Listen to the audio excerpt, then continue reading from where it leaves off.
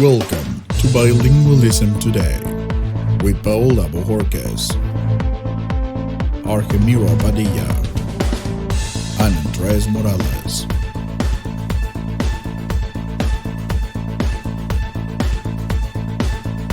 Analyzing the 21st century. Bilingualism Today. Only on Usta TV. Today's chapter, Tensions and Trends in Bilingual Education. Let's welcome our host, Andrés Morales. Well, welcome to Bilingualism Today. There are many trends and tensions regarding bilingualism around the world as a result of many technological advances that have created new opportunities to solve problems in communication.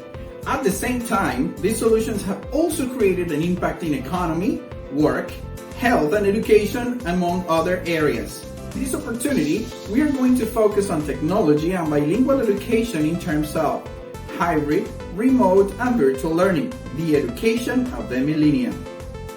Before we start providing the latest tensions and trends, let's take a closer look to the origin and context of online hybrid education. Different modes have emerged since the end of the 20th century with remote or distance education. Distance education was created in order to serve students who cannot attend in-person courses for one or another reason. It means that learners have the responsibility of their own learning, which means the learner's autonomy is of great importance.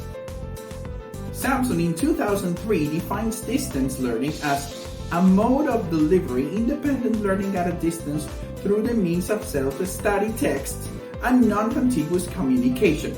With time, Flores and Garcia in 2017 pointed out that the advances in the field of education as a result of the impact of technology in society have made possible the incorporation of new tools, techniques, learning environments mediated by information and communication technologies, allowing a ubiquitous training process where the students have access to the contents anytime and anywhere from any device with internet connection. Now, in 2020, according to Sanabria, online education included other parts of this definition.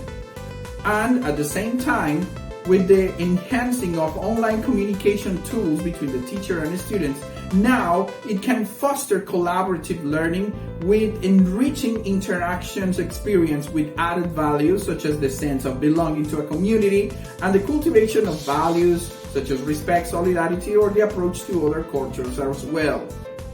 After giving a brief background to our main topic today, we have to say that not everything is just as simple as that.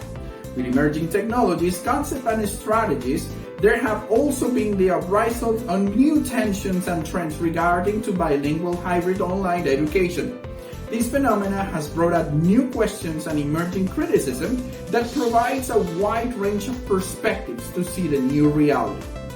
Come with me, because to talk about these tensions, we have a special guests that are specialists in this area. They are Argemiro Padilla and Paola Bohórquez. Welcome, professors. Thank you, Andrés. It's a pleasure for me to share a critical view of our reality. Thank you for inviting me to this important program. I'm really sure that it will be a great time. Thank you for coming. Today we're going to analyze and deconstruct current uprising tensions and trends in online hybrid or virtual education. So let's begin by categorizing these tensions. Current tensions and trends of hybrid and online virtual education are divided into these categories: teaching and learning practices and assessment, access to information and use of technology and tools, content collaboration and sharing, social interaction, cultural and linguistic impact.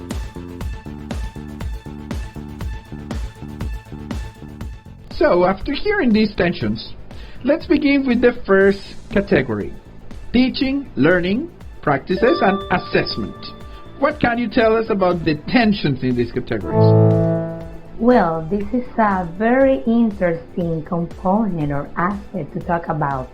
An important issue deriving from this component is the sense to which these learning scenarios effectively enhance or enable learners to play an active role.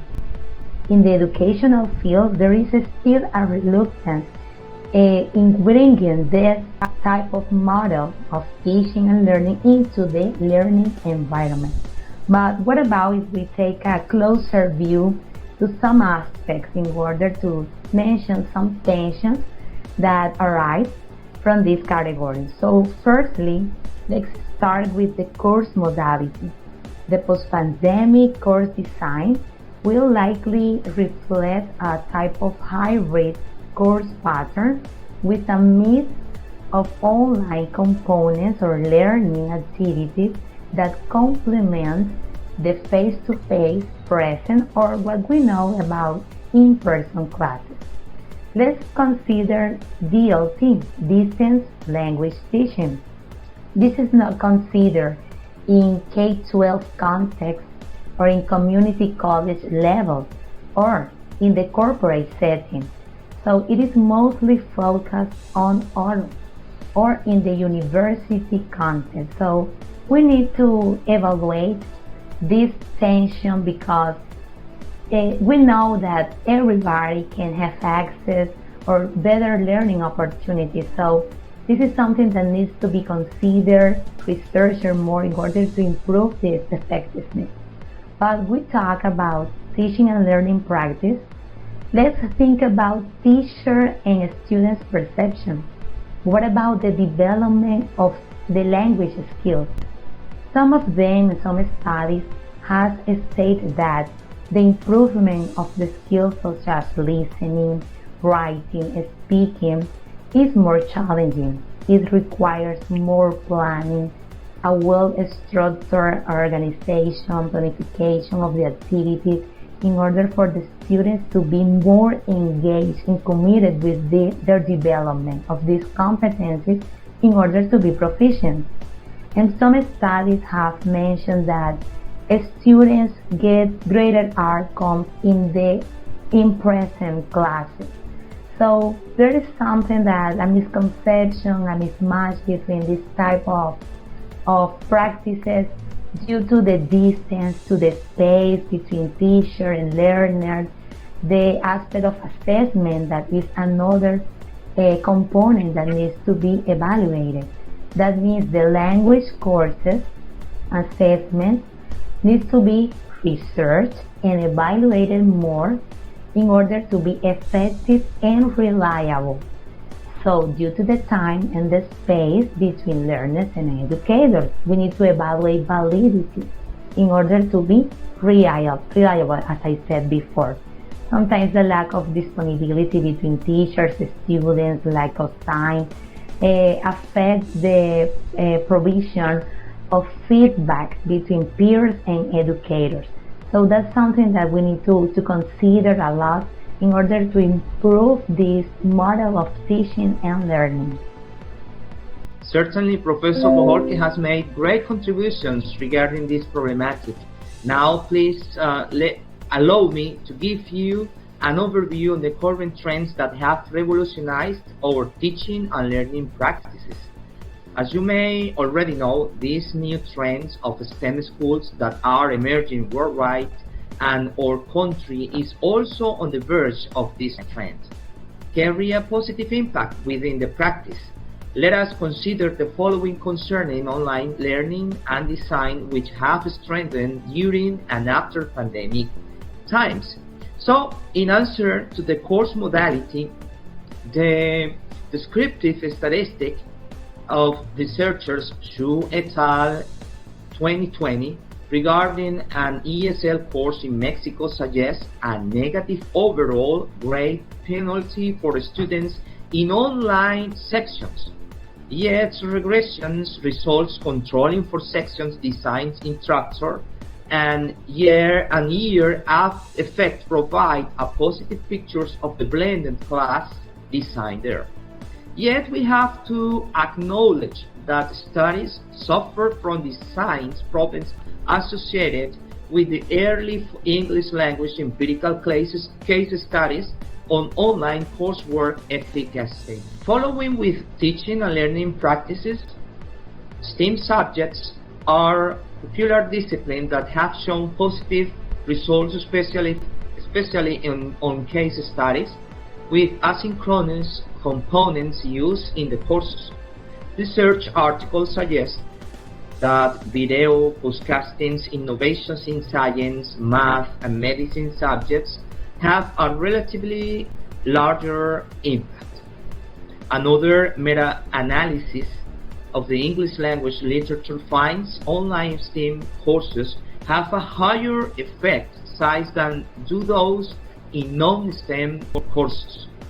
This may be because these disciplines need less personalization. Okay, and the last one, assessment.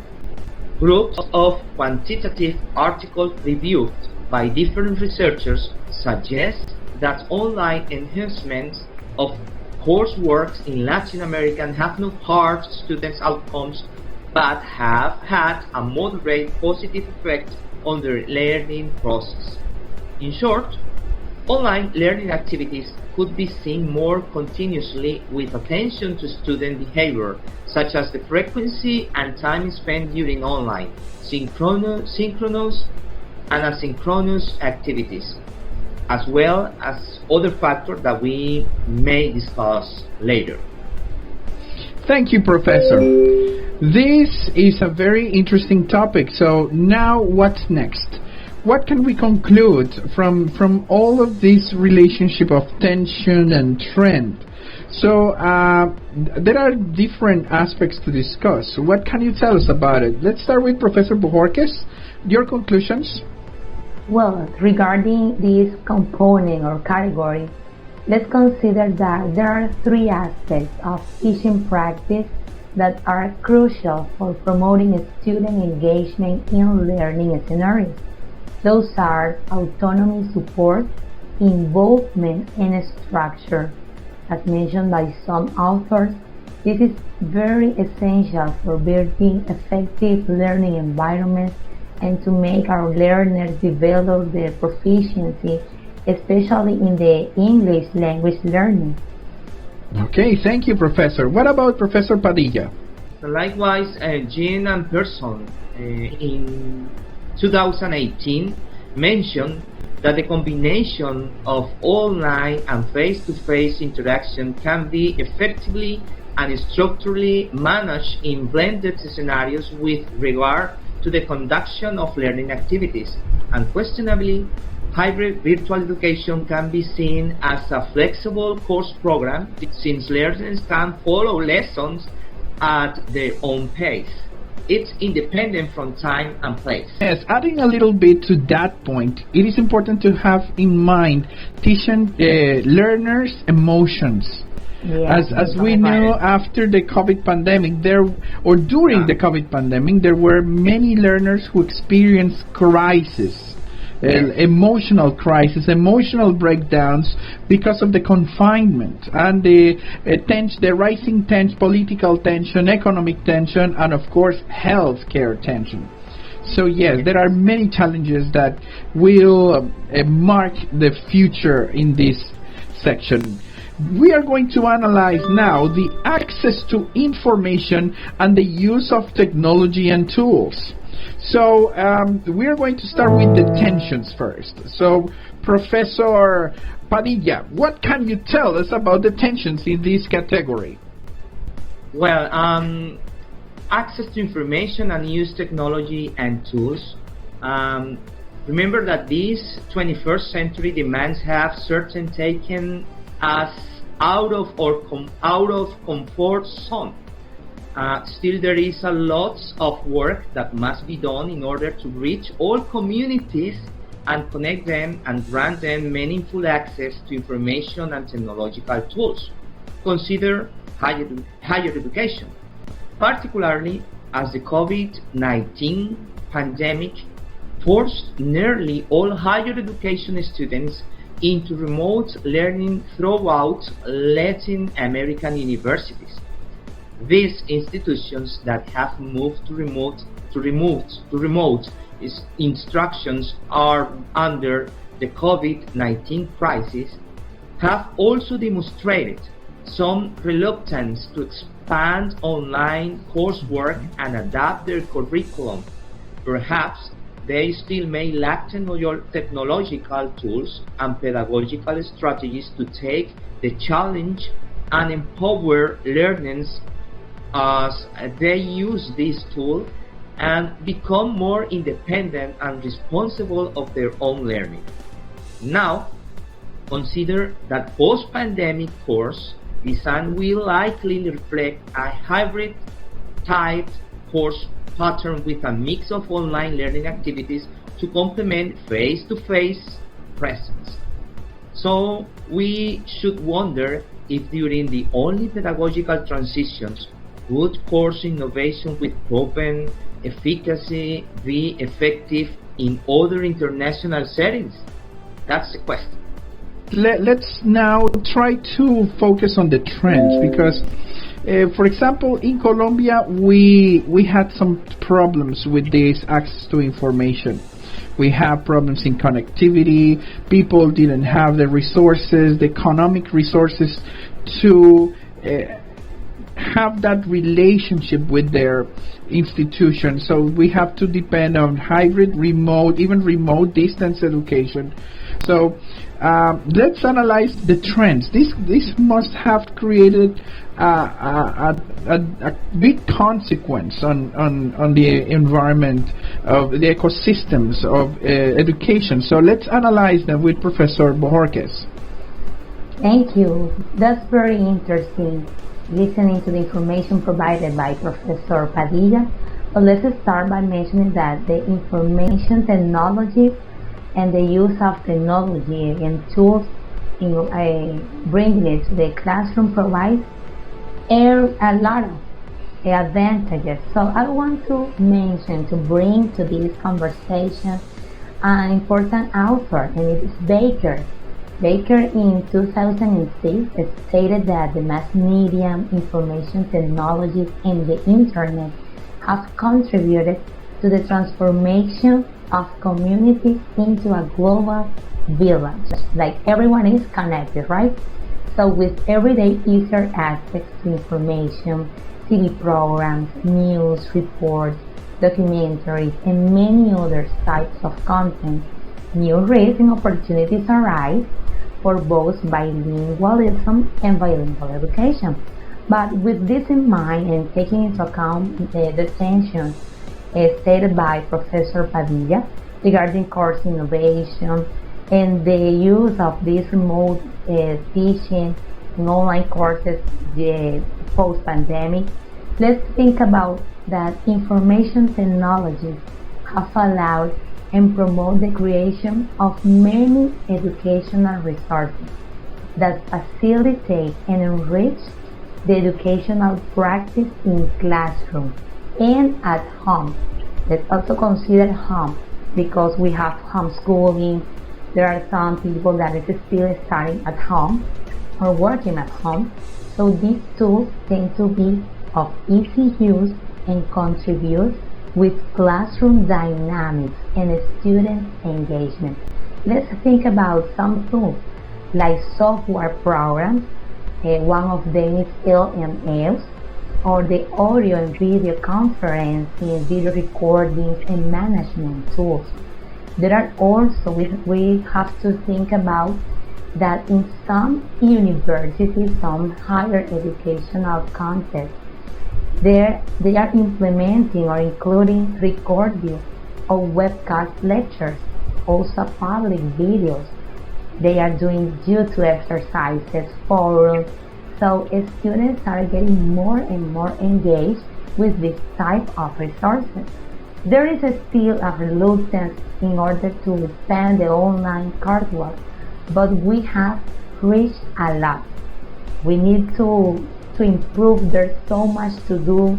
We need to reach many communities in our country, but we have reached something great so far.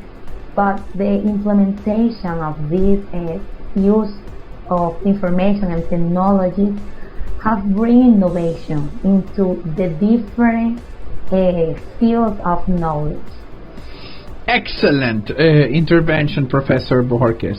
So that makes us believe and drives us to many conclusions. Let's analyze the conclusions we have here. So, in first place, we have the communication and information technologies that have contributed to the transformation of communities in global villages.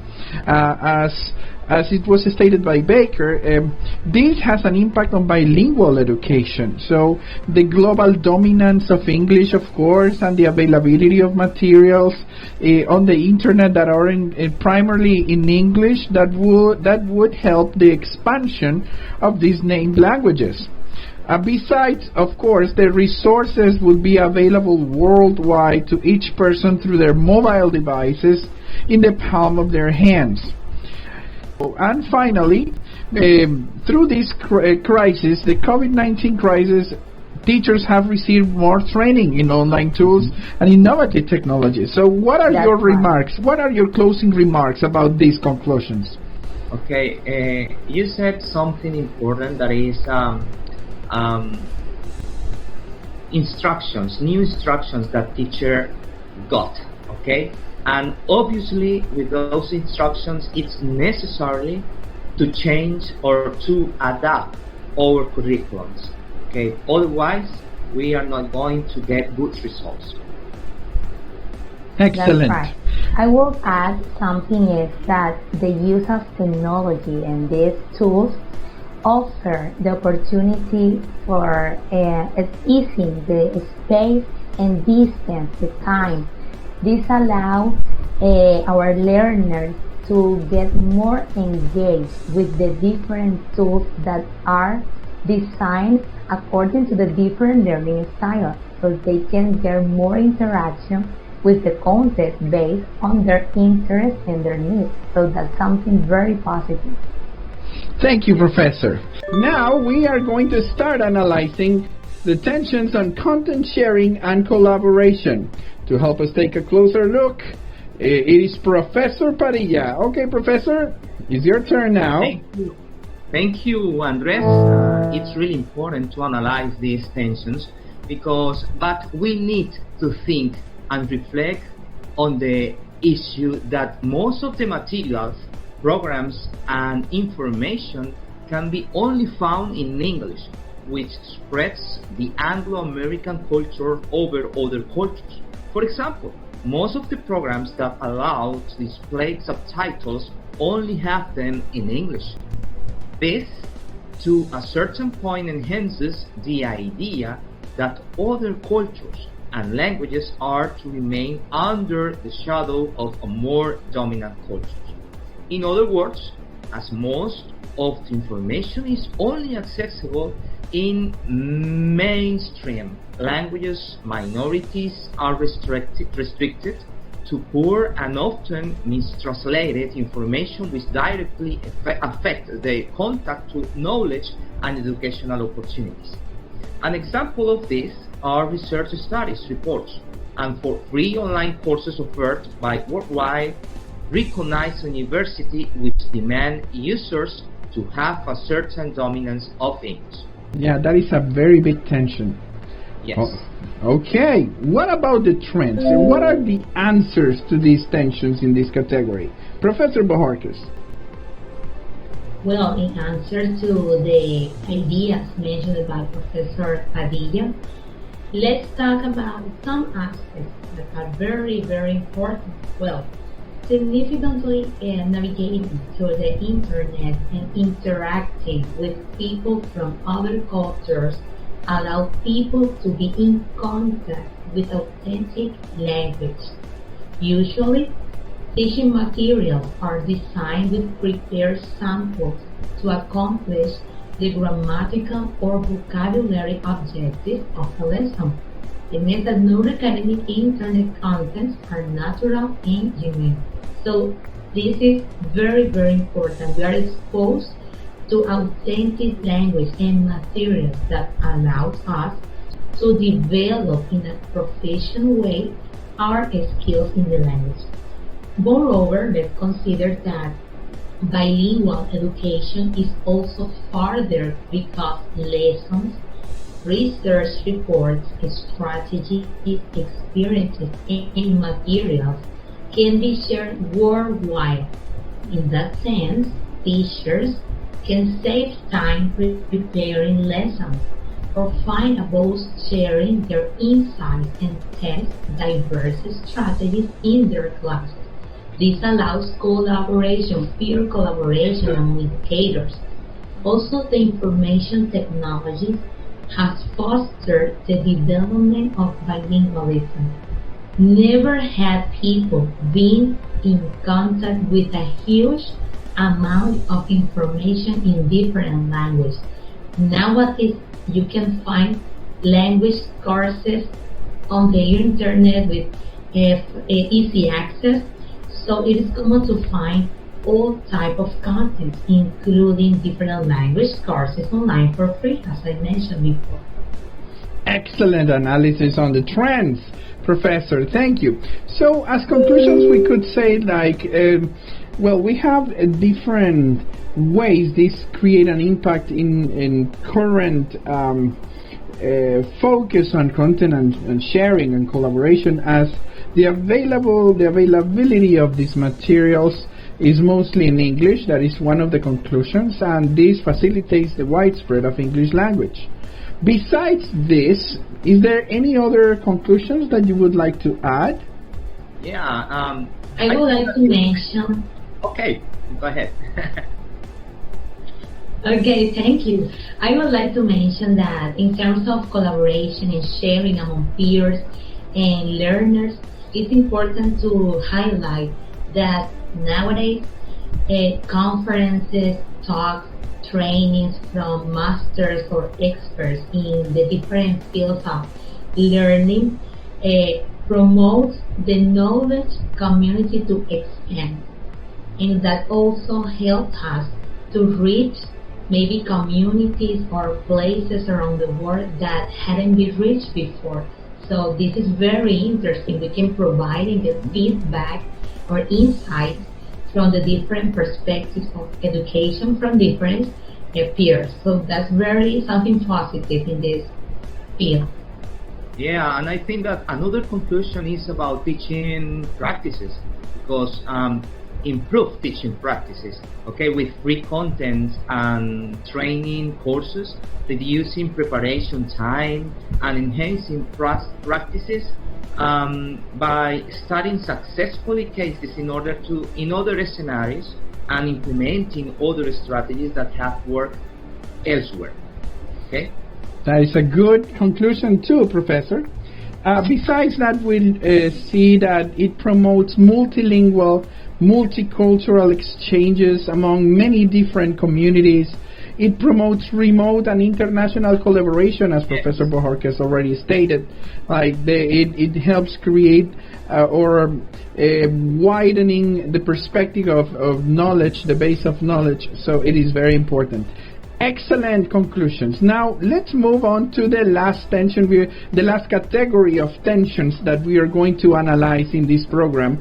And today we are going to focus on the tensions about social interaction, cultural and linguistic impact. So Professor Padilla, can we take a closer look about these tensions? Yes, of course. Okay, social interaction, talking about social interaction, cultural and linguistic impact. This multicultural world we live in has been narrowing the distance there once existed among countries and culture, and we acknowledge the benefits this has brought in today's society. But we should also be aware that the widespread dominance of English produces new generations borrowing words and expressions and incorporating them into their own language. For instance, there have been campaigns developed by the Real Academia Española that want to stop the growing tendency of using Anglicisms in publicity, as words from Spanish can be forgotten. So we should also bear in mind that the access to majority languages by minority communities can create subtractive bilingualism, which is the diminishing of the minority language toward the acquisition of a new one. All these can be considered constraints and therefore should be carefully addressed so that our society gets a more significant cultural and linguistic impact. Wow, that is a very big tension that we have in this section. Yes, but what about the solutions to this problem? This problematic has to have caused a very impactful result. What can you tell us about it, Ms. Bohórquez?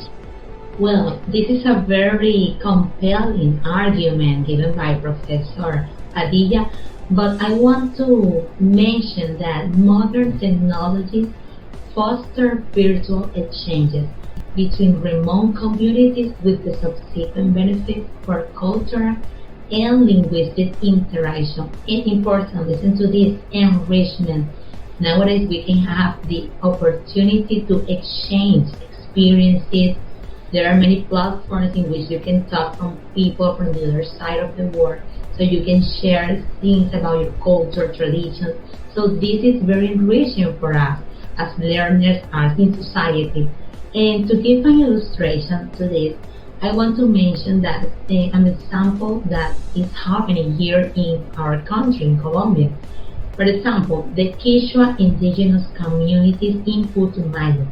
They started recording and uploading online samples of their culture and artistic expressions in an effort to preserve but also present to the world their customs. So this is very interesting. We still have the opportunity to interact with another cultures. And as I said before, this promotes a very high impact, linguistic impact on us, because we have the exposure to authentic language and authentic materials. So this is something that was mentioned and reported by Revista Semana in 2016. So it's important to highlight this. So we have now the opportunity to exchange and to enrich and get traditional customs, culture aspects about other communities. Excellent analysis, and that is a very interesting case that indigenous communities are also involved in this, in technology, and that is one of the perspectives that is incompatible. It seems to be incompatible, but now we see that as trend. It is trending now. Excellent. Now, as a conclusion for this social interaction, so we can say that this social component have provided the opportunity of implementation of translingual phenomena as people start borrowing words and expand their linguistic repertoire. But are there any other conclusions we can have from these tensions and trends? Yeah, I think that it also has promoted to spread of linguistic aspects as pronunciation, vocabulary, and grammar from other countries. So that's really important. Yeah, I have seen that phenomenon specifically when we watch Indian accents. After that, we start speaking like Indian accent. Yes, and that is very common. Very good. Professor Bohórquez, do you have any other comment or closing remarks? Yes, of course. Well, all things considered, we can conclude that this given us the opportunity to be in contact with many different cultures. I want to highlight that aspect. We now can be in touch with people worldwide from the other side of the world. So that helps us to raise a cultural awareness also.